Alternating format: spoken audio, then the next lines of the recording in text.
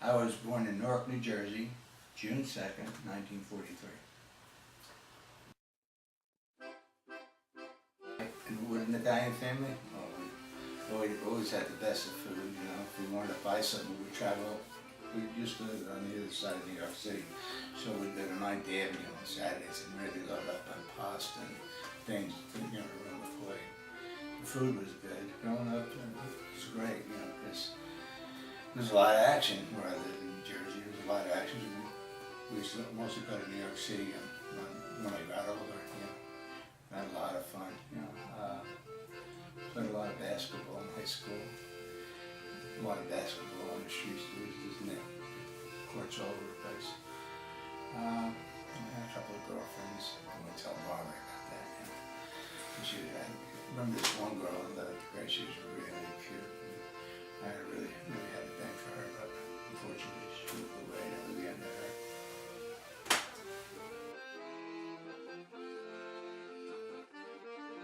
I was about 8 years old. My grandmother came back from Italy and they handed me an accordion. And I said, play it? I'm afraid of it. I don't even know the way it looked.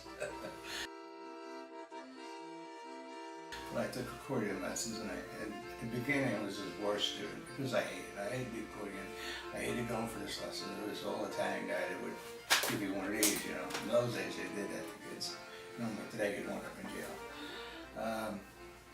So I studied, and I was his worst student, and all of a sudden one day I says, just to make my parents happy, Mom, I'm really going to sit down and figure this thing out, and I got to be a really good player. And then I took piano lessons for a while, and all the way through high school I was a percussion, mostly in the band because I played keyboards. I knew I was going to be drafted into the Army, so I said, I'm going to get into that band somehow or some way, so I studied my butt off, and I bought this cornet for $5. It was an old piece of junk, but I had a good time.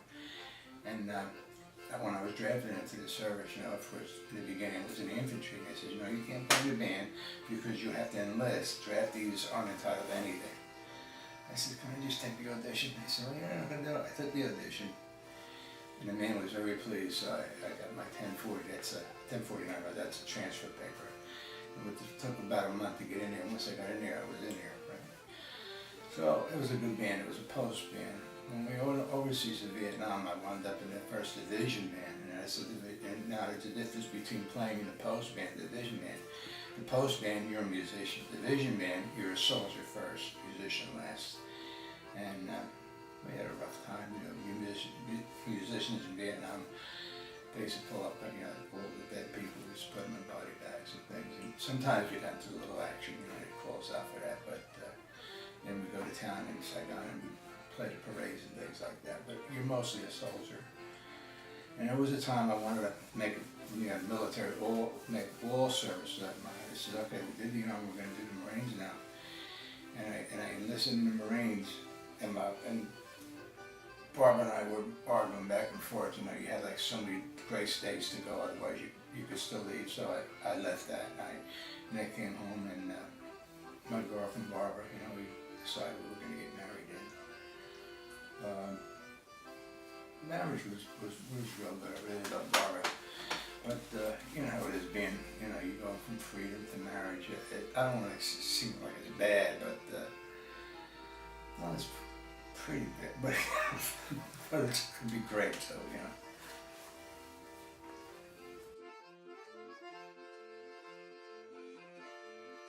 know. A friend of mine was going to the hospital to see his girlfriend. And he come by my house this one day, and he's, Frank, want to give me a ride because he never had lessons yet. I said, well, we're going to go to Newark. And my girlfriend's in the hospital, but on your way, let's pick up her girlfriend, which was Barbara. And I met Barbara, and we went to the house, came back, and that same day, I let my friend drive the car, and we were making out. That's how much she's very, very cute, you know.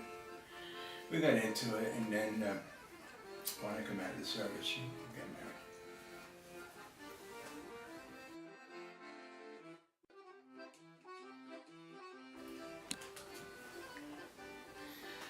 This is before I went into the service. I worked with my uncle a lot, you know, he was in the catering business and restaurant business, and that's where I learned how to make all those pizza pies and everything.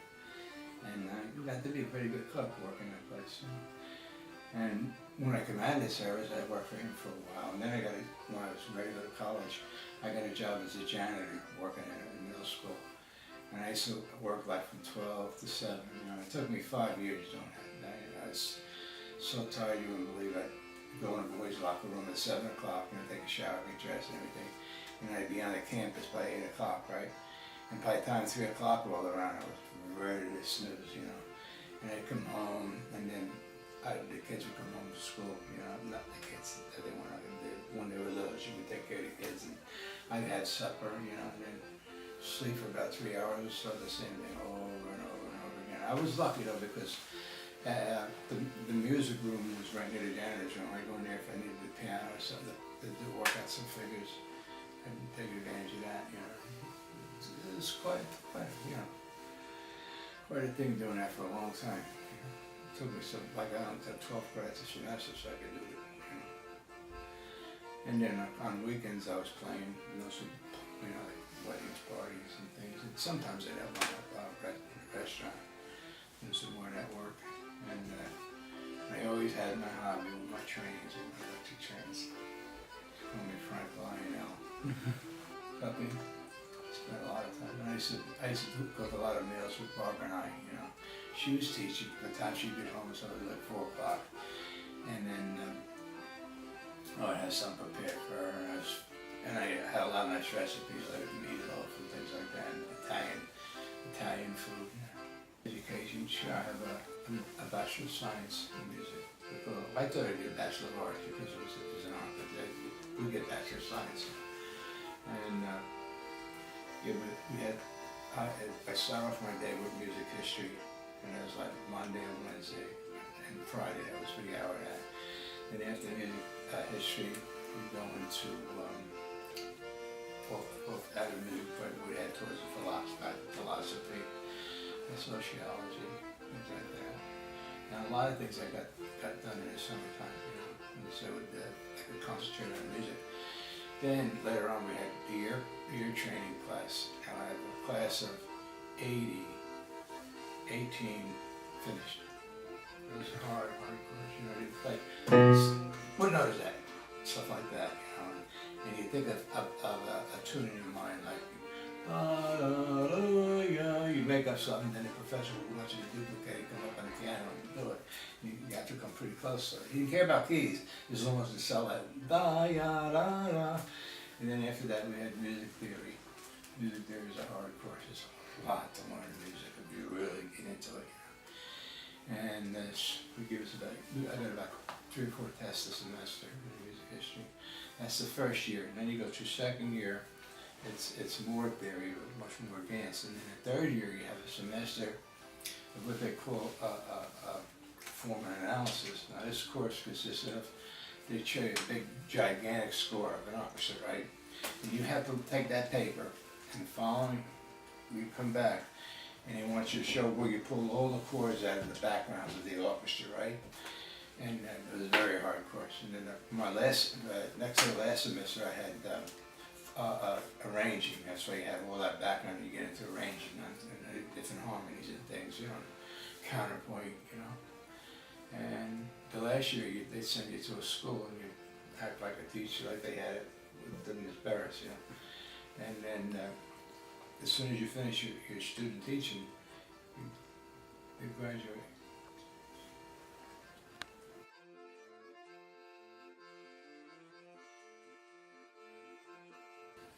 It's horrible. It's horrible. You just have to tighten your stomach and bear with it, you know. A lot of guys over there were getting drunk every single day. I figured if they got hit and they wouldn't feel it, you know. I didn't see much, just when they'd call us in if we had to take somebody's place, somebody died or somebody got sick. But the part of picking up dead bodies was the hardest of all. It's still, there's times I have dreams about it. I met a lot of nice fellows in the service. When we got back to the States, we had a lot of fun, you know. We were beer drinking champions, like that.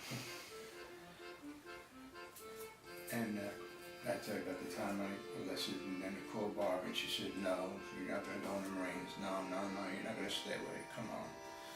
So that's what I did. When I come home, like I say, I got married.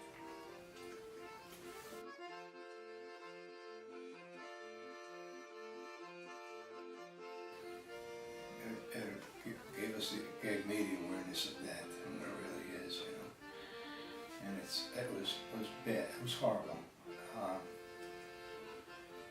Especially if you came across a guy that you were palling around with in the States and you had to see him dead there. And it was a horrible experience.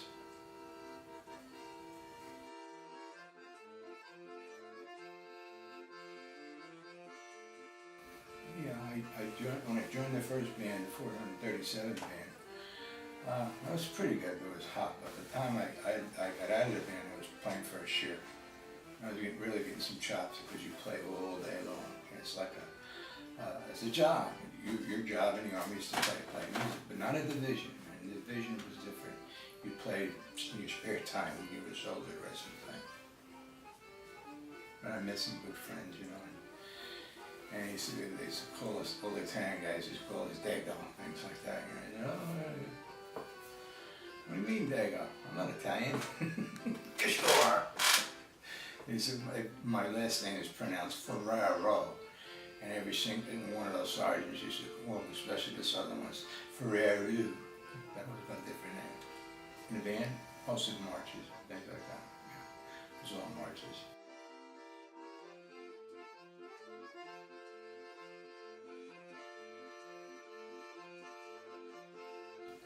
And then we had, when I was in the States, we had a dance band. I was playing with the CL. The CL was the head of it. We had like 5 people. We had a guy I knew was really good. He was a regular drummer on the field. I played trumpet, we had saxophone, and we had a guy that played tuba. This man played tuba so great. He actually played it well. He'd hit the bass notes on a tuba that sounded just almost like a string bass. It was really, really awesome. Yeah. I happened to meet a lot of good musicians there that were playing, and I happened to get drafted. You know.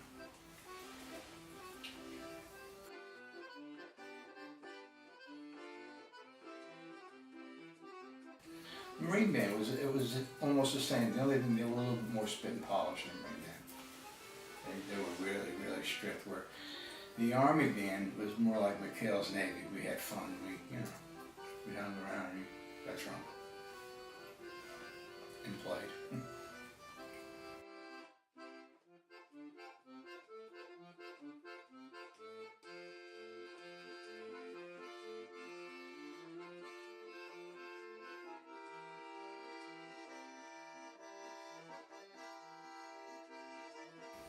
Yeah, there was a trumpet player, a really good trumpet player, and we became good friends. His name was Rodriguez. He was from Chicago, and he always talked about Duluth. Anybody here from Chicago? And he always talked about, and he was a really good trumpet player, and I wanted to be. And every time I'd see him do something, I'd go back and practice to try to duplicate the same thing. You know, I'd say I got better.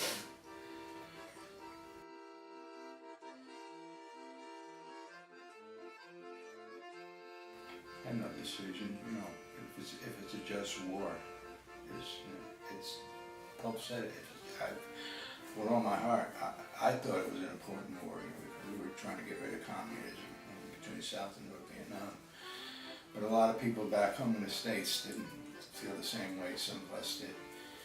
And when I come home, on an airplane, I'd usually change my uniform into civilian clothes because if you walk by a university in those days, they'd talk to me as they hated us.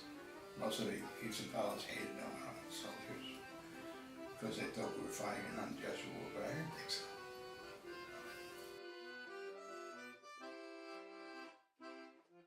I was a different person.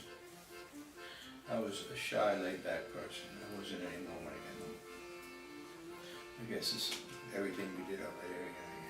We didn't shy or nervous about it now. There's nobody gonna hurt me here. Right? And of course, you know, you train a lot. You're in pretty good shape. I'm not in good shape now, but then you're thinking like a real adult. You know, your decisions are different. you know, before the service was a teenager, you know, so, and everything was a fast car, fast this, going out every day, and my mind changed in some way, and I just was a regular person. I didn't, you know, dwell on anything that was hot. I used to go to the racetrack, like the drag race and stuff, and all that stuff was passe. I wasn't interested in anything like that. All I wanted to do was be with my girlfriend.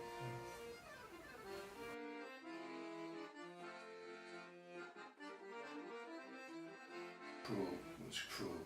The war was cruel. You can see what some of the people do. It's cruel. And the world is hard, especially nowadays. I think it's getting harder and harder. Life itself was hard, you know.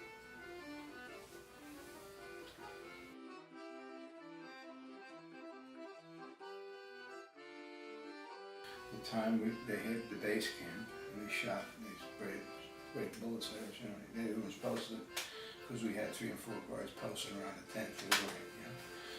That was an experience and a half. I got hit. And, but thank God the way the bullets went, they didn't do any real damage, you know. Just like skinned me.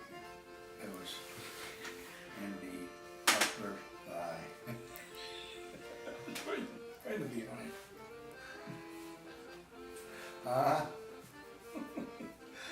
You just want to see the wounds?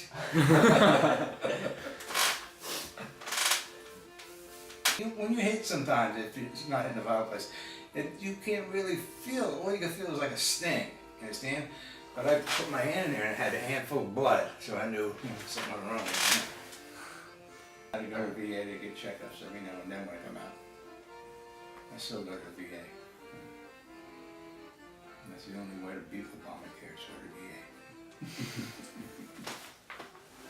Yeah, one time I had to play the first trumpet player was when the general came, right?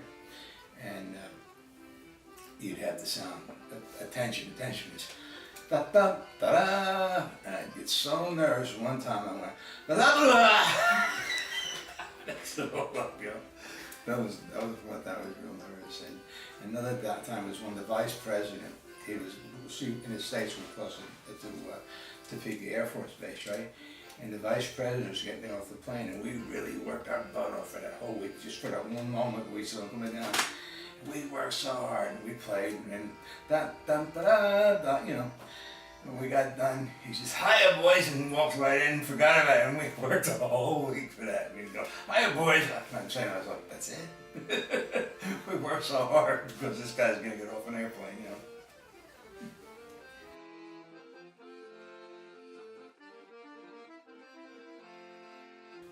I'll tell you, I was really into politics when I came out, and I look at the news all the time. And when I found that they gave the communists took over everything over there, it hurt me for a while. It was a bad thing. And some of the people that went to Canada to avoid that thing, it really pissed me off when they gave them an amnesty to come back. I would have kept them in an igloo with a lock on them. Made me mad.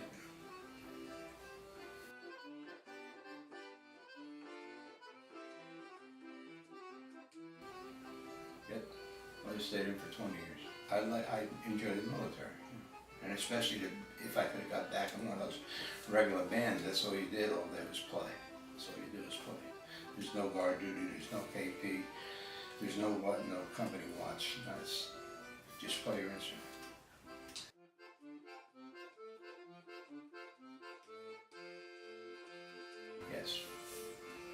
Yes, we were here to stop communism.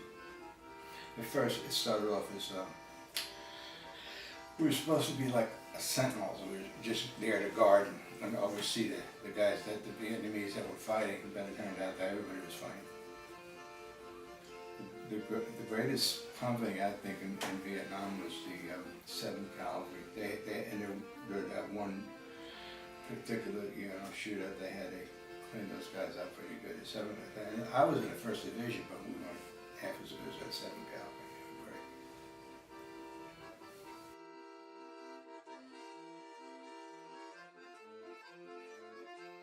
Sure. I Mr. What's his name over in Fort Clark. I mean, I used to do the homeschool band. We had like a homeschool marching band, homeschool band. I helped him for a while. And then Joe, the guy that owns the music store, he says, Amy Barris is looking for somebody to help him out. You think you can help her out a couple of days a week? He said, sure. And I went down and said, hey, blah, blah, blah, blah. I started talking, and she liked what I was doing. She says, you stick around? She said, oh, make sure you get paid now, you know. I did it for about a year, and then she said, you're going to get paid, you're doing a good job. And she started paying me then.